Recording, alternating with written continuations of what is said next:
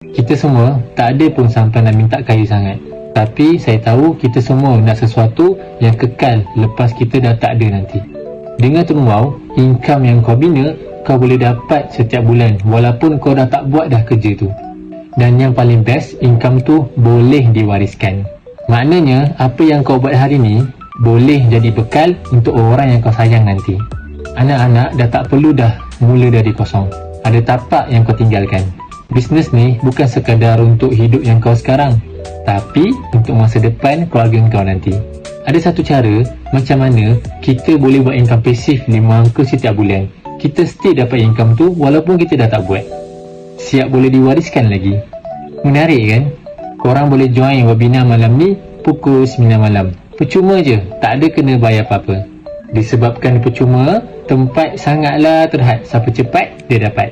Caranya, korang tekan je link dekat saya punya bio tu, daftar dekat situ, bijak buat duit. Bila usaha kita masih hidup, walaupun kita dah tak ada, itu namanya bina legasi. Income pasif, pahala pun pasif. Style kan?